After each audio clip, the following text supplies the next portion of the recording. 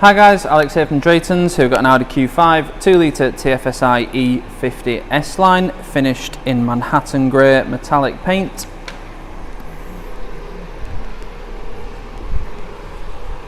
All of the wheels and tyres are in very good condition. These are 19-inch 5 twin-spoke Star Design alloys.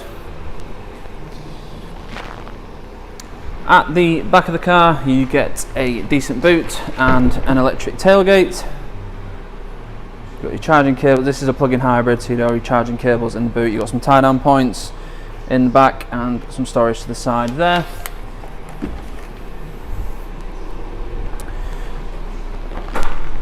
This car's got MOT until September 2024 and has got a full Audi service history.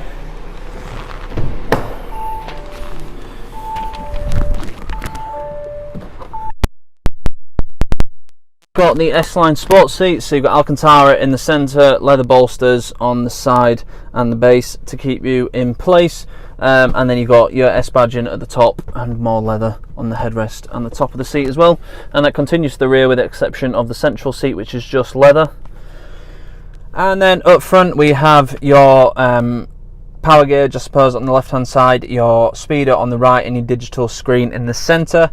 Currently showing a digital speedo, but you do also have your fuel range on there, consumption, stuff like that. And then if you move across, you've got your radio and media, you've got your Bluetooth telephone, and then you've got your sat-nav compass on there as well. On the left hand side, this is your battery charge, and on the right hand side, that is the actual fuel for the petrol engine. On the main screen we've got Audi smartphone, so you have Apple CarPlay and Android Auto, so you can have your own phone screen on the screen in the car. If you prefer just to have your calls and your music coming through, then you can do that just via Bluetooth instead.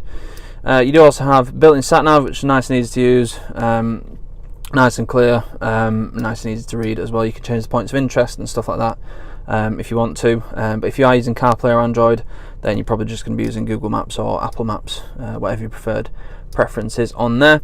And then we have DAB radio. You've got your sound settings for the various speakers, and sound settings for all the different systems like telephone and stuff like that.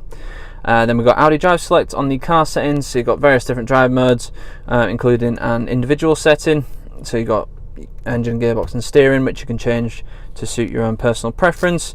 Then you do have an off-road mode as well. This is a Audi Q5 Quattro, so it does have the four-wheel drive system on there as well. And then you've got your driver assist, so you can change the parking sensor volume and tone, stuff like that. You can put a speed warning on if you want, things like that on there. Moving down, we've got a 3-zone climate control system, so you've got a temperature for the driver, the passenger and the rear. You can sync them all up as they are now, so when you change the driver, the passenger and the rear will change, or you can have them all separate in 3-zone. Then you also have heated front seats and a heated rear screen. Moving further down, you've got your Drive Select shortcut, so you can quickly change between individual and comfort if you wanted to, rather than going through the main screen itself. Then we have your drive mode button, so you've got EV, hybrid and battery hold, depending which mode you want to be in at the time, obviously. Then we've got stability control, your parking plus, so you've got front and rear sensors with the display. That will come on automatically when you put the car into reverse, or you can turn it on and off just by pressing the P button there. And then you also have hill descent control for sort of tricky hills and stuff like that if the weather's not great, especially if you're off-roading or it's icy, that sort of stuff. Then we've got a 12-volt socket, a USB input, your push button start, all the shortcuts for the infotainment system itself, including 8 preset shortcuts for radio stations or stuff like that. Then you got your volume control, little storage area there, and an Tronic gearbox, so you've got standard drive mode and a sporty setup for the gearbox, which is sport mode. In standard drive is set more for efficiency, whereas in sport mode it will optimize it more performance, hold the revs a bit longer, that sort of stuff. And then we have an electronic parking brake, hill hold assist, a couple of decent sized cup holders, more storage behind, and another USB and an aux input as well. You do have a variable armrest as well, so you can change that to where you want it to be most comfortable. And then up front you've got an S-Line sports steering wheel, so you've got perforated leather on the grip area as you do on the gear selector itself. On the left hand side you've got the controls for the driver's display, and on the right hand side you've got your volume, track skip and hands-free controls. Then just down here we've got your cruise control, speed limiter, your paddle shifters behind the steering wheel, rain sensing wipers, automatic lights, and heated and electrically adjustable wing mirrors with electric fold as well. The door bins are a good size, so you can fit a large bottle in there. You do have Alcantara in the door cards themselves as well, and 4-way electric lumbar support on the front seats.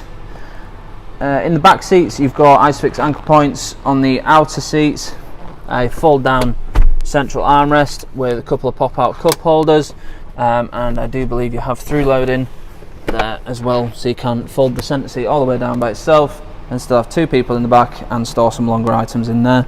You've also got your clamp control and 12-volt socket in the back of the car, and some more decent sized door bins. It's a really nice car to drive. It's very smooth between the variant systems and the hybrid system, so if you're just pottering around town, if you've got enough charge, it'll just be an EV mode. It's nice and relaxing, very quiet. And then if you want to put your foot down, it's got near 300 horsepower on tap with the combination of the motor and the engine, so it does shift and it will get you up to speed rather quickly. It will come with 6 months gold cover warranty, which can be extended for as little as £199 for an extra 6 months. We also have a range of finance options available, so if finance is something that you're looking for, then we can help you out with that as well. If you need any more information on this car or any of the other cars we have in stock, please go to draytons.co.uk. Thank you.